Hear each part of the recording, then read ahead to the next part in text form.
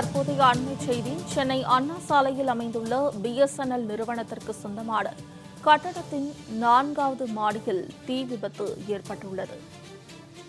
சென்னை அண்ணா சாலையில் அமைந்துள்ள பிஎஸ்என்எல் நிறுவனத்தின் சொந்தமான கட்டடத்தின் 4வது மாடியில் திடீர் தீ விபத்தானது ஏற்பட்டுள்ளது.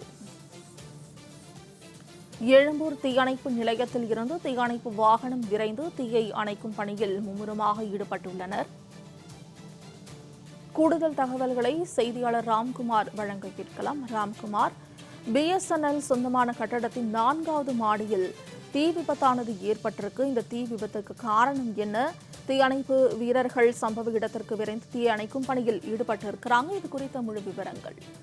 கண்டிப்பாக சென்னை அண்ணா சாலை ஒட்டி இருக்கக்கூடிய டாம் சாலை, இந்த சாலையில அண்ணா பிஎஸ்என்எல் அலுவலகம் 8 அடுக்குகள் கொண்ட பிஎஸ்என்எல் அலுவலகம் செயல்பட்டு வருகிறது. மத்திய சென்னை பகுதிக்கு உட்பட்ட அனைத்து பகுதிகளிலும் ஒரு தலைமையிடமா இன்று செயல்பட்டு வருது. இந்த அலுவலகத்துல சரியாக 9:45 மணிக்கு உள்ளே சென்ற ஊழியர் ஒருவர் 2வது தளத்தில் தீ விபத்து ஏற்பட்டதாக தீயணைப்பு துறையினருக்கு மற்றும் காவல்துறையினருக்கு தகவல் தெரிவித்தார். சம்பவ இடத்திற்கு வந்த தீயணைப்பு துறையினர் தற்போது தீயை அணைக்கும் முயற்சியில் ஈடுபட்டிருக்கிறார்கள். குறிப்பாக 2வது தளத்தில் மின்கசிவு காரணமாக தீ விபத்து ஏற்பட்டிருக்கிறது. இந்த தீயானது 2வது தளம் மற்றும் 3வது தளம் 4வது தளம் முழுவதும் தீ பரவி இருக்கிறது. இதன் காரணமா இந்த பகுதி முழுவதுமே புகை மூட்டமாக காட்சியளிக்குது. தற்போது வேப்பேரி, எழும்பூர், திருவல்லிக்கேணி, ஐசவுத், மயிலாப்பூர் உள்ளிட்ட பல்வேறு பகுதிகளிலிருந்து தீயணைப்பு வாகனங்கள் 100க்கும் மேற்பட்ட தீயணைப்பு வீரர்கள் தீயை அணைக்கும் முயற்சியில் ஈடுபட்டு வருகிறார்கள். ஸ்கைலிப்ட் என சொல்லக்கூடிய அதிக உயரம் கொண்ட ஒரு வாகனம் கொண்டு வரப்பட்டு அந்த பணியானது தற்போது நடைபெற்று வருகிறது. குறிப்பா கிட்டத்தட்ட 45 மணி நேரமாக இந்த தீ விபத்து ஏற்பட்டிருக்கிறது. தற்போது தீயை அணைக்கும் முயற்சியில் ஈடுபட்டுகிறார்கள்.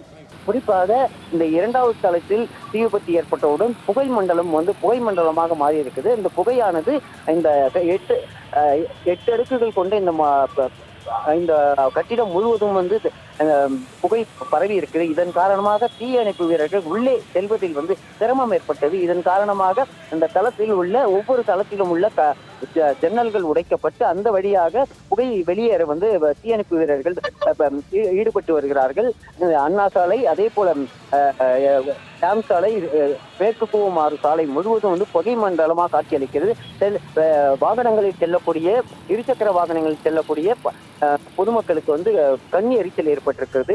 தற்போது தீயை அணைக்கும் முயற்சியானது நடைபெற்று வருகிறது. அதாவது புகை மண்டலம் முழுவதும், இந்த கட்டிடம் முழுவதும் புகை மண்டலமாக காட்சியளிப்பதால் ஒவ்வொரு தளத்திற்கும் உள்ளே சென்று அதை அகற்றும் பணி என்பது தற்போது தொய்வடைந்திருக்கிறது.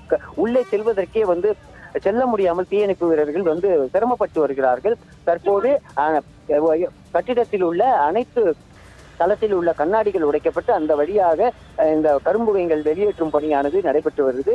இந்த மின்கசிவு காரணமாக இந்த தீ விபத்து ஏற்பட்டதாக முதல்கட்ட தகவல் வெளியாகி இருக்குது. குறிப்பா இந்த 9:45 மணிக்கு தீ விபத்து ஏற்பட்டவுடன் அங்கே உள்ளே ஒரு ஊழியர் சிக்கியிருந்தார். அவரை தீயணைப்பு வீரர்கள் பத்திரமாக மீட்டிருக்கிறார்கள். அதே போல 6வது தளத்தில் ஒரு ஊழியர் சிக்கி கொண்டார். தற்போது அவரும் பத்திரமாக மீட்கப்பட்டிருக்கிறார். இந்த கட்டிடத்தில் தற்போது பணியாளர்கள் யாரும் இல்லை. குறிப்பாக இன்று சனிக்கிழமை என்பதால் அதிக ஊழியர்கள் உள்ளே இல்லை.